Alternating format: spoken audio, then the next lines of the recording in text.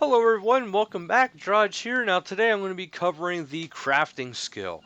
Now for this skill, there is a lot of ways to get the materials, there's a lot of ways to train it, and really to me personally, it's all about what you prefer yourself to do. Now, me personally, I like to get the most XP I can possibly get. But now since on my Iron Man account, the way I like to generally do it, I can't because the best way to do it is just to buy the crap out of your supplies. But there's a lot of ways to do it, and if you're just starting out, and if you really don't have a lot of money, or if you are on an Iron Man account, the best way to do it is to come up here and for these beauties. Because you just come up here, really you can kill cows very easily. Um, but they'll drop cowhide. So you'll just pick up a cowhide. I'm going to grab a couple here just to show you. Now, I would grab those, but I'm on my Iron Man account, so even though the items are just sitting there, another player actually came through and killed cows, so I can't pick up those drops. Okay, once you have the hides, you can come up here to Jack Oval. Now, there are different hide tanners throughout different cities. They're not in every city, but Taverley has them all. Alright, start out. As you can see, you can't get the hard leather. It requires level 2. But you can get regular leather. So I'll go ahead and tan them.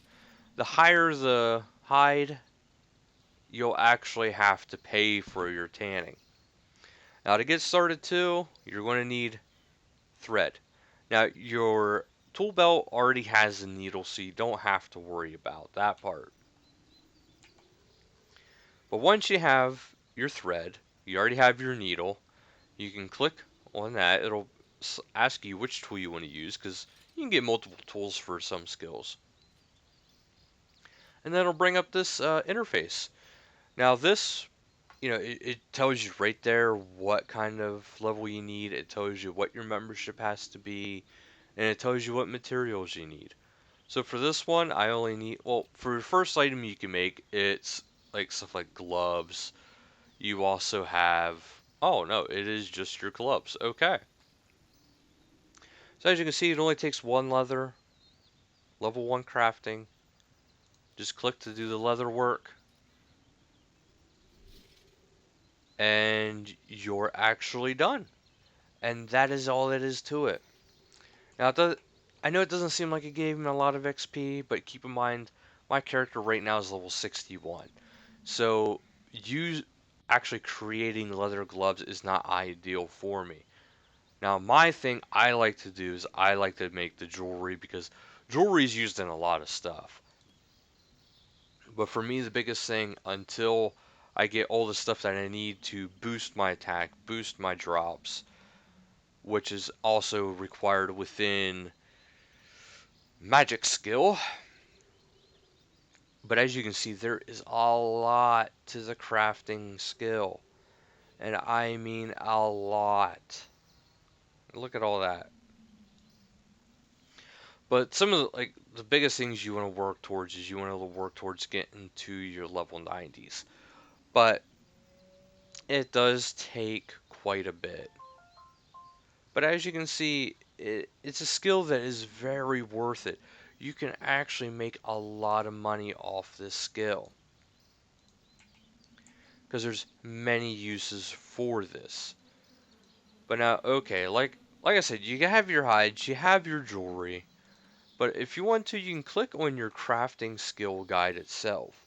Now there's the milestones, but there's also, let's see here, you can go into armor, jewelry, objects, others, and dungeoneering.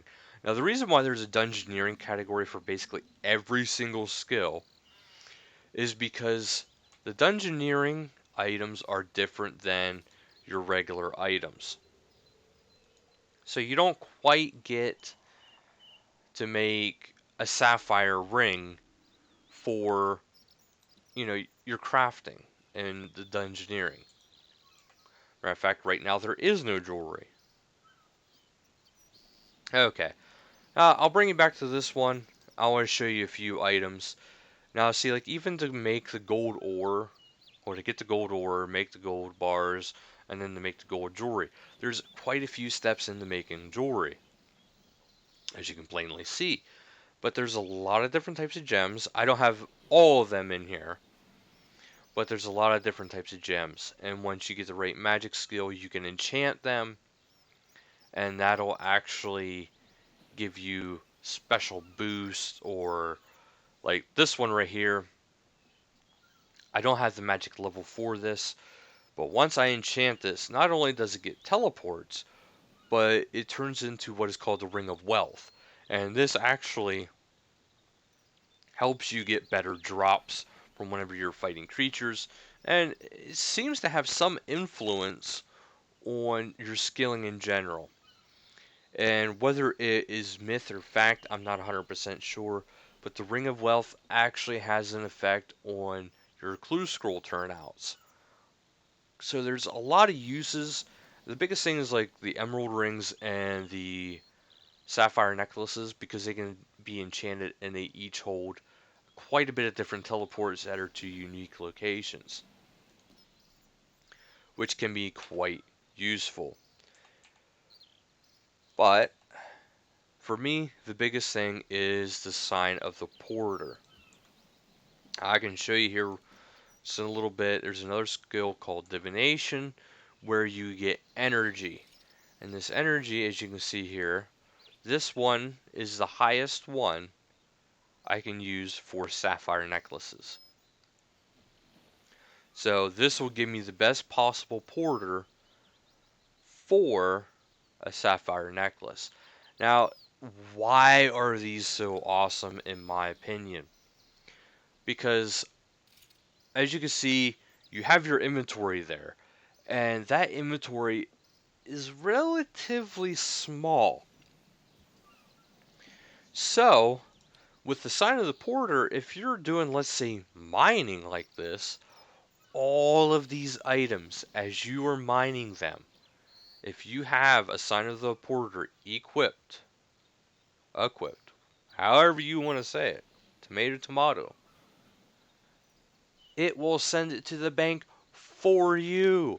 Now, why is this so awesome? Because there's certain mining locations. Now, I'm using mining as the primary example, but there's certain locations for different resources, especially in mining, where you have to go to these areas that are kind of far from a bank. So if you're far from a bank, what are you going to do? Well, you can spend a lot of time going back and forth, or you can make these signs of the porters and they can send the items back for you. Now, see, like this one itself, it tells you right there how many times it'll send items back. You can send back 10 items before this dissolves. So it's a good way for them to cut down on the amount of jewelry, give the jewelry a new property, make it worth it. But not only that, it really helps out skillers. Doesn't really do much for combat. There's a few things like dragon hides it can teleport back, but to me that is like the biggest use in the world for it. Alright, well, the crafting skill guide, this is going to be about it for it. If you would like to see more in depth about the different types of jewelry, maybe different types of armors, please let me know. I'll get on my other account. I'll show you some more stuff. But for it, now that's about it for the basic skill guide. So if you like this video, please leave a like down below, and I hope this was able to help you. Thank you so much for watching, and until next time, later guys!